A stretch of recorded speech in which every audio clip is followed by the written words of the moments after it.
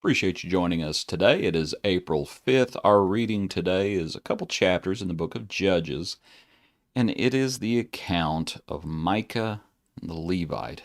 Judges chapter 17 and 18.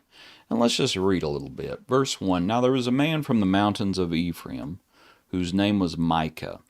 And he said to his mother, The 1,100 shekels of silver that were taken from you, and on which you put a curse, even sang it in my ears. Here is the silver with me, I took it. And his mother said, May you be blessed by the Lord, my son. So when he had returned the 1,100 shekels of silver to his mother said, I had wholly dedicated the silver from my hand to the Lord for my son, to make a carved image and a molded image. Now therefore I will return it to you. Thus he returned the silver to his mother, and then his mother took 200 shekels of silver and gave them to the silversmith, and he made it into a carved image and a molded image. They were in the house of Micah. The man Micah had a shrine, and made an ephod and household idols, and he consecrated one of his sons, who became his priest. In those days there was no king in Israel. Every one did what was right in his own eyes. And to that we say, you don't say. It is a strange couple of chapters, and reading through Judges, frankly, it is a sad picture because there is so much going on. There are moments of victory as as Israel cries out to the Lord, and the Lord raises up judges. But when they go off the rails, they really go off the rails. And there's a few chapters here where things really go off the rails, and this is one of them. This is one of them. Look back at it. As this is happening, there's no king in Israel. Everyone did what was right in their own eyes. There's a young man, verse 7, from Bethlehem in Judah, the family of Judah. He was the Levite staying there. He's going to go, and Micah says, Where do you come from? I'm a Levite from Bethlehem in Judah. I'm on my way to find a place to stay. Micah says, Oh, be a father and a priest to me. I'll give you 10 shekels of silver per year. I'll give you clothes. I'll take care of you. So the Levite's more than happy to do that. And Micah consecrates the Levite, and the young man became his priest. And Micah said, Now I know that the Lord will be good to me, since I have a Levite as priest. Whew. Chapter 18. In those days there was no king in Israel. You don't say. Because they're really not interested in what the Lord has to say, frankly. So the children of Dan sent 5 men of their family from their territory. Verse 2, actually back up to verse 1. In those days the tribe of the Danites was seeking an inheritance for itself to dwell in, for until that day their inheritance among the tribes of Israel had not fallen to them. You know why? Because they didn't drive the inhabitants out. Oh, we don't have our inheritance. It's your own fault. That's the Danites for you, though. Back to the chapters. So the children of Dan sent 5 men of their family from their territory, men of valor, go search out the land. So they go and they check it out, and lo and behold, they come to the house of Micah. And they recognize the voice of the young Levite, and they say, What are you doing here? And he says, Hey, Micah's hired me, so I become his priest.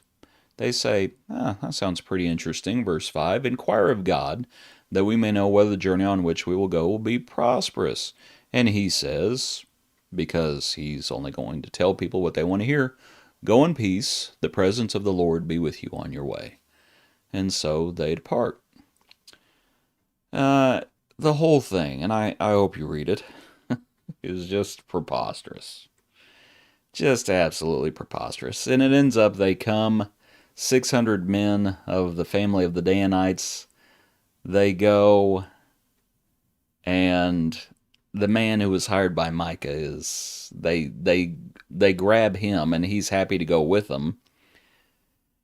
And then Micah goes to track him down, and they say, You might want to slow down or we'll just kill you, frankly. And that's basically the chapter. As they took the things Micah had made and the priest and all these things were happening, they come upon these peaceable people who quiet and secure, verse 27, and they kill them. And they burn the city with fire. and they rebuild the city there, and they call the name of the city Dan, after Dan their father, and they set up for themselves the carved image, and all of this is going on, and it's just an absolute mess. Just an absolute mess. So, what points can we make from this depressing account? Well, frankly, when there's no king in Israel, when there's no real leadership, what it's going to amount to is, and you can tell from the get-go, this guy's all about the money. He starts off, oh, the 1,100 shekels. Hey, Mom, you know the 1,100 shekels of silver that were taken from you, and you put a curse on that money? Yeah, that was me. I did that. And so is it any great surprise that when someone comes along and says, I'll pay you if you'll work for me, if you'll be a priest for me, I'll pay you and I'll take care of you. And the man says, okay, that sounds good. When there's no king in Israel, and everyone just does what's right in their own eyes, usually it comes down to whoever pays the most. And it's just, and people turn into hirelings. It's not about doctrine. It's not about doing what's right. It's not about reading God's word and wanting to be pleasing to God. It's about who comes up with the most coin. And that's how it is very often, and especially when people are not interested in what God has to say. If you're not interested in what God has to say, then it's just about who pays the most. Now, from the payee's perspective, or the payer's perspective, it's about who can you get for the least. So you have hirelings who are looking for the most money, and you have hirers who are looking to spend the least amount of money. And that's all it's about. It's about money. But also from this account, sometimes it goes to who is, you see how things are governed by fear. And when Micah tracks down these Danites, and they turn around and they say, you might want to slow down there. And it's chapter 18 at verse 25, and you can tell what they mean. The children of Dan said to him, do not let your voice be heard among us, lest angry men fall upon you, and you lose your life with the lives of your household. So the children of Dan went their way, and when Micah saw that they were too strong for him, he turned and went back to his house. So his actions are being dictated by whoever's mightier. And it's, right? That's again, everyone does what's right in their own eyes. So then you start developing bully mentalities. And that's all it is. It's people responding to bully mentalities rather than doing what's right.